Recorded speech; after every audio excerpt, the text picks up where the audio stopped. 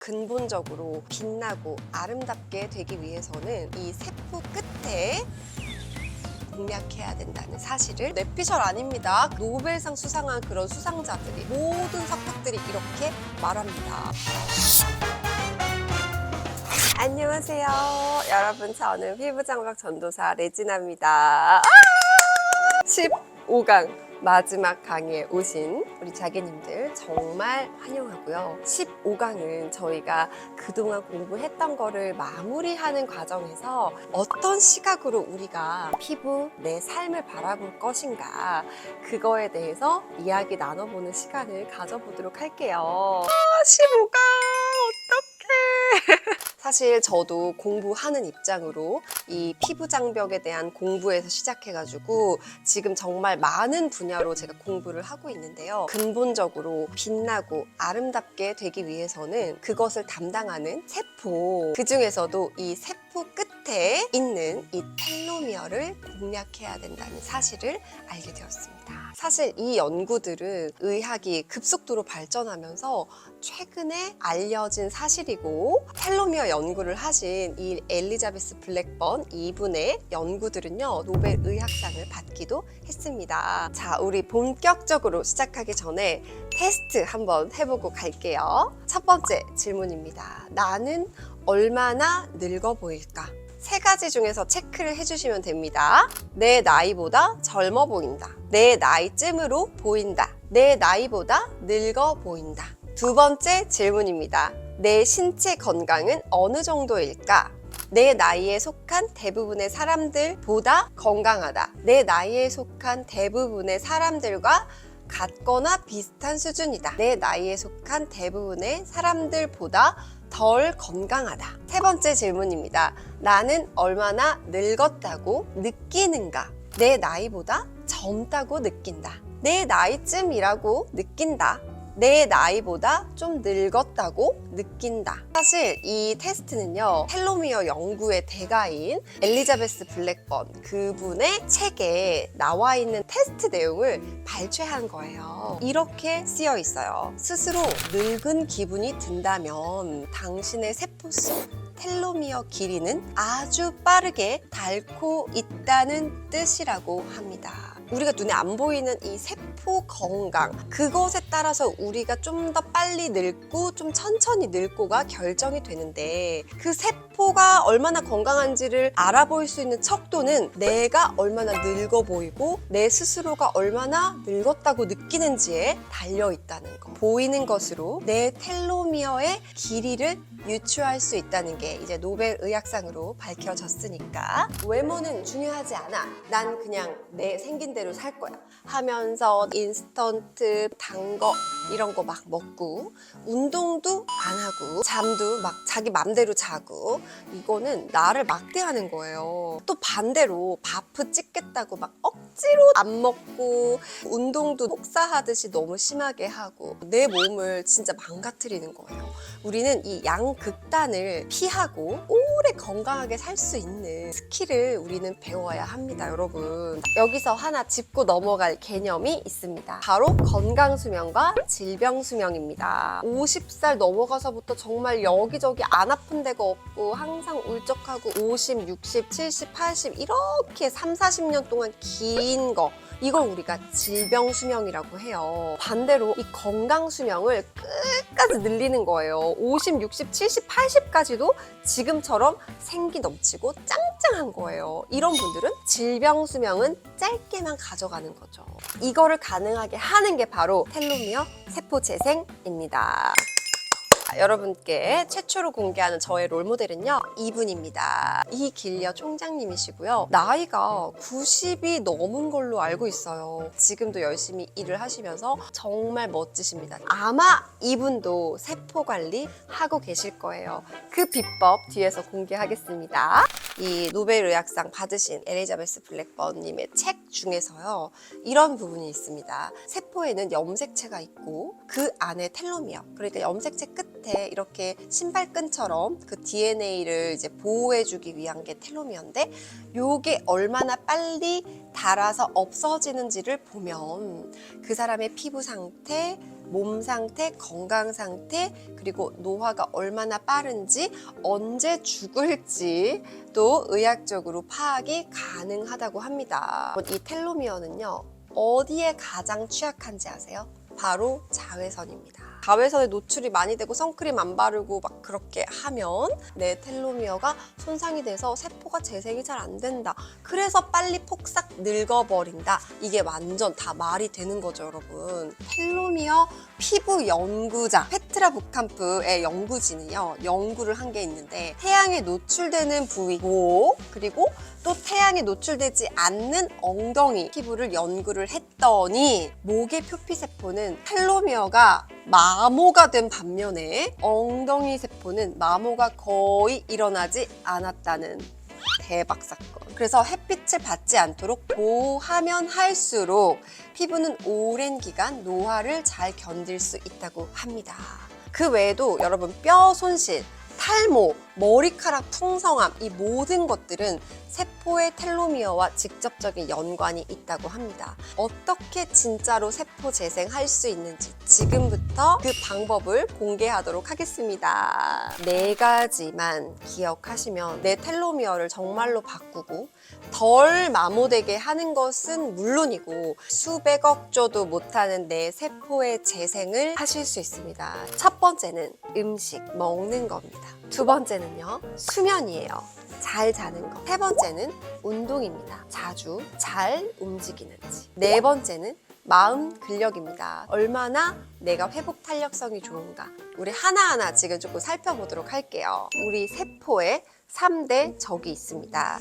첫 번째, 염증인데요. 이 염증을 엄청나게 유발하는 게 설밀나튀입니다. 설탕, 밀가루, 나쁜 기름, 튀김, 요 4가지는 우리 세포를 다 망가뜨리고 염증을 엄청 유발해서 질병 수명을 길게 하고 건강 수명을 요만큼 최악의 시나리오를 만드는 게 바로 이 설밀나튀라고 합니다. 혈당을 팍 높여요. 즉시 온몸의 염증이 폭발적으로 증가합니다. 정말 많이 줄여야 돼요. 제가 그래서 식단 일기를 써보라고 하는 게 바로 이것 때문이에요. 나 그거 별로 안 먹는데? 라고 생각하고 적어보잖아요. 기절합니다, 진짜. 내가 몇 시에 얼만큼 무엇을 먹는지를 항상 적다 보니까 메타인지가 높아져가지고 점점 줄여가게 됐거든요. 두 번째는요, 산화 스트레스입니다. 미세먼지나 환경 오염, 또 자외선 이런 것들로 인해서 우리 몸은 항상 산화가 되고 많은 몸에 염증들이 많이 생기는데요. 이거를 막아주고 세포 손상을 막아주는 게 바로 채소와 과일, 그런 신선한 것들이 되겠습니다. 세 번째는 여러분 바로 인슐린 내성입니다. 정말 무서운 놈이에요. 빵, 과자, 밀가루, 단 거 모든 걸 다 말하는데요. 끊지 않으면 중독성 때문에 계속 찾게 되고요. 인슐린 내성 때문에 당뇨병, 치매는 물론이고 암과 여러 가지 질병들이 다 올 수밖에 없다고 해요. 저의 이 실천 꿀팁을 좀 알려드리려고 합니다. 첫 번째, 저는 매일 한 끼 샐러드를 먹고 있습니다. 이게 조금 어렵다 그러면 2, 3일에 한 번 샐러드 꼭 먹기, 요것도 괜찮은 방법이니까 내가 지금 할 수 있는 상황에서 한번 해보시는 거 너무너무 추천드려요. 그리고 두 번째입니다. 식사와 식사 사이에 간식을 진짜 먹으면 안 돼요. 일단 먹는다는 거는 혈당이 올라간다는 뜻이에요. 아침을 맛있게 먹고 혈당 올라가고 다시 또 이렇게 내려오는데 또 간식 먹어. 그럼 또 올라가고 계속 올라가 있는 상태가 되면 정말 안 되거든요. 두 끼 또는 세 끼를 잘 정해가지고 그 끼니에만 밥을 먹고요. 그 외에는 절대 물이나 아메리카노 외에는 마시지 않습니다. 이거만 지켜도요, 진짜 살이 쭉쭉 빠져요. 조금 더 자세하게 나와 있는 책들이 있습니다. 최겸님의 책이나 김주환 교수님의 영상도 있고요. 정유영 교수님의 당신도 느리게 나이 들 수 있습니다. 이거 책 너무 좋아요. 여러분 이거 꼭 보시면서 한번 공부를 해보셨으면 좋겠습니다. 여러분 두 번째는 수면입니다. 잘 자는 거. 수면 부족의 결과에 대한 연구는 진짜 너무너무 많아요. 한번 제가 쭉 읽어드릴게요. 첫 번째, 치매 유발. 두 번째, 면역력 저하, 암 유발, 심혈관 질환 증가, 성취력, 집중력 저하, 감정 조절 능력 저하, 비만 유발. 이것만 들으면 수면 진짜 잘해야 될 것 같아요. 특히 특히 김주환 교수님의 그 수면에 대한 영상과 그 책을 보면서 와, 이거 진짜 대박이다 했던 부분이 있어요. 하루를 이렇게 살다 보면 대사가 일어나면 찌꺼기, 노폐물들이 어쩔 수 없이 나오거든요. 매일매일 청소하지 않으면 찌꺼기가 껴가지고 곰팡이도 유발하고 염증도 생기고 더러워져요. 그래서 우리 몸도 매일 청소를 잘해야 되는데요. 그 청소와 수면이 엄청나게 연결이 되어 있습니다. 이 림프는 여러분 청소를 시키고 우리 몸에 이렇게 돌아가게 해서 깨끗하게 유지하는데 정말 중요한 기관인데요. 괄사로 쥐어 짜지는 게 아니고요. 이런 움직임으로 그리고 수면으로 쥐어 짜지고 청소가 됩니다. 근데 여러분 뇌에는 림프관이 없어요. 그럼 어떻게 우리 뇌의 그런 찌꺼기를 매일 청소를 할 수 있을까요?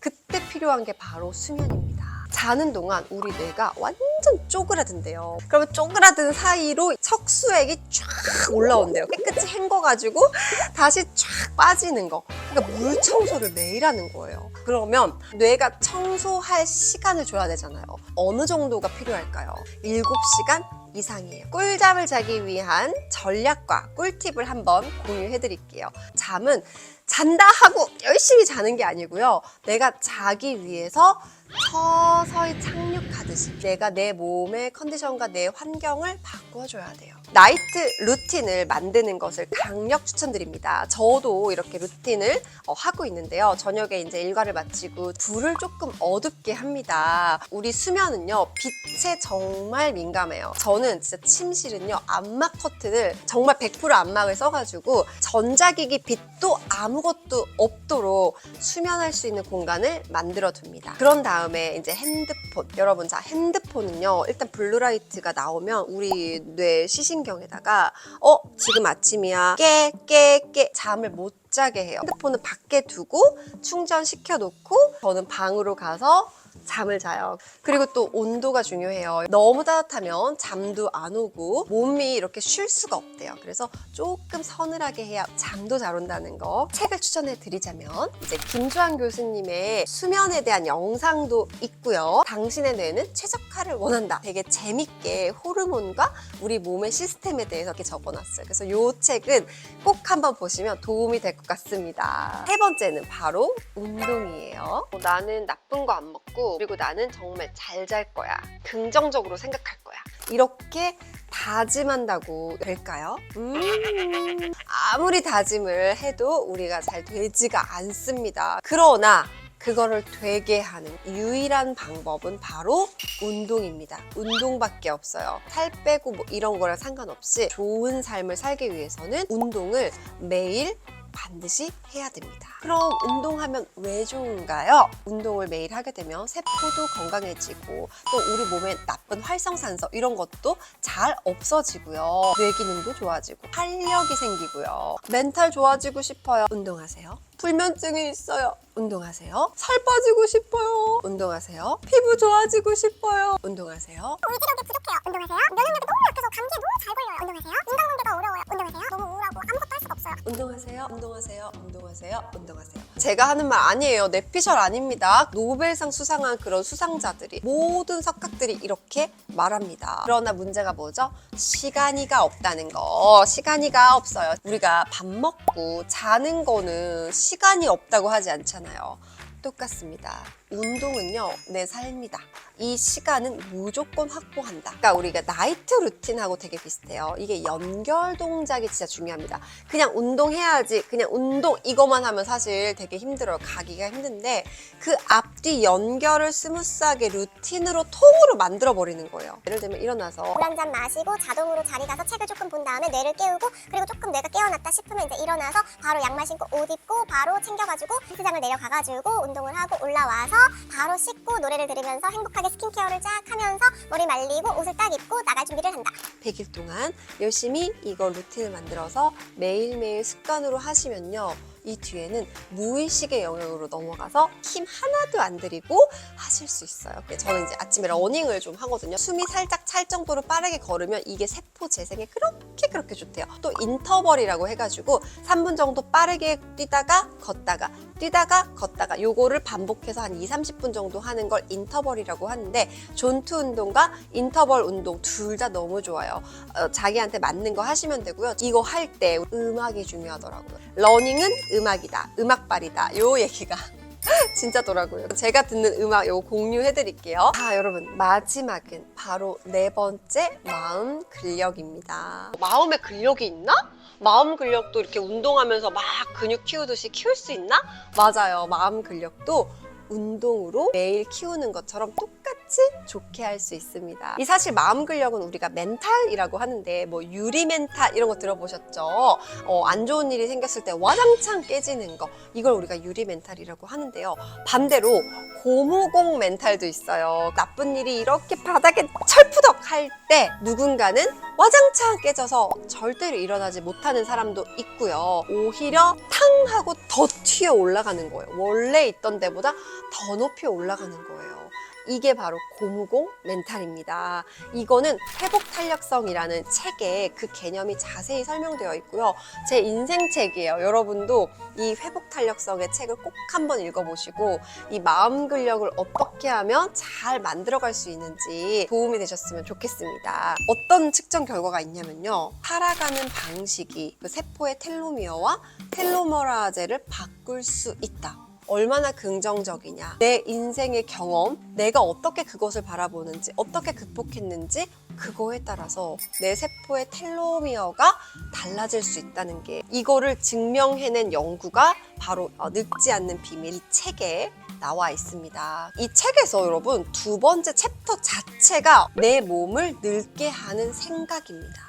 곱씹고 부정적으로 비관적으로 생각하는 사람들은 텔로미어 길이가 짧아지고 빨리 늙는다. 제가 사실 이 내용에 너무 충격을 받아서 그때부터 제 뇌과학을 열심히 공부를 하기 시작했거든요. 이 생각과 감정, 이거는 밀접하게 연결되어 있는데 우리의 감정은요, 오직 두려움 한 가지뿐이라고 합니다. 두려움이 많으면 화가 많고 공격성이 나오고 또는 우울하기도 하고 이렇게 이 모든 감정은 사실 두려움이라고 해요. 그럼 이 감정은 어떻게 조절할 수 있을까? 두려움을 느끼지 말아야지 한다고 못 느끼나요? 절대 아니에요. 이것은 몸의 문제라고 합니다. 몸이 건강해지고 세포가 건강해지고 빛이 나면 감정이 바뀐대요. 이게 뇌과학자들이 연구한 것입니다. 내 몸을 바꿔야만 이 두려움이 줄어들 수 있고 그래야만 좋은 생각과 편도체가 안정화돼서 전전두엽 피질이 활성화되면서 좋은 의사결정을 잘해서 일도 잘 되고 관계도 잘 되고 모든 게 잘 된다. 뇌과학자들이 연구한 내용의 전체적인 프레임입니다. 마음 근력하면 뗄래야 뗄 수 없는 게 명상인데요. 사실 이 명상을 처음부터 하기가 쉽지 않기 때문에 먼저 운동을 꾸준히 매일매일 해보는 거예요. 그러면 몸 상태가 약간 명상의 상태가 됩니다. 명상을 한다는 거는 내가 지금 화가 났을 때 그 즉시 내가 화가 났구나 깨닫는 거.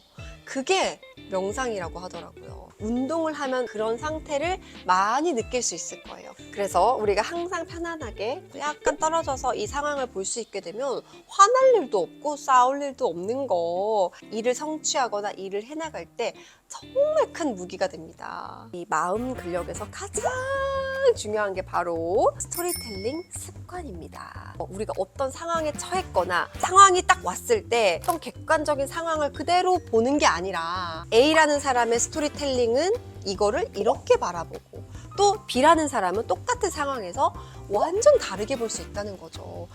그런 게 있구나 라는 것만 깨달아도요 진짜 엄청난 비밀을 알게 된 거예요. 사실 저도 항상 어떤 사건 터졌을 때 저 사람은 왜 나한테 왜 이러지? 날 또 괴롭히지?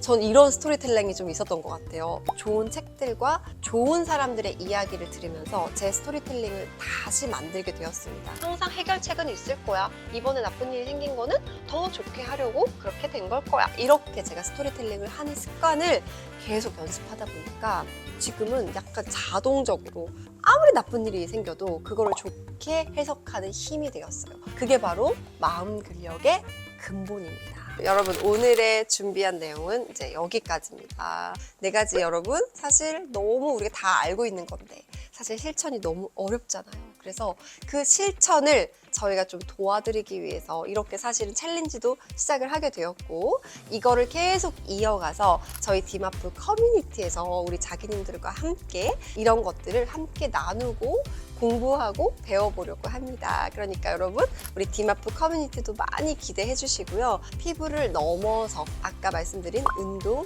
수면, 식사, 그리고 마음 근력, 요거를 한번 깊이 다뤄보는 그런 시즌2를 또 한번 해보면 어떨까 하는 생각을 하고 있습니다. 직원분들과 편집자님들은 굉장히 지금 덜덜 떨고 있겠지만 종강 파티가 있습니다. 여러분, 졸업장 받아야 되잖아요.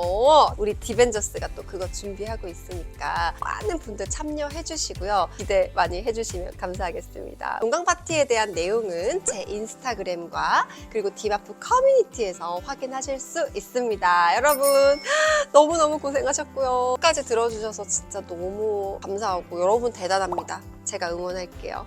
안녕! 미션에 참여하려면 영상 설명란에 링크를 타고 들어가서 회원 가입이나 네이버, 카카오 계정으로 로그인을 해주세요. 피부장벽학개론 미션 완주하시고 반짝반짝 빛나는 피부 우리 함께 만들어요. 안녕!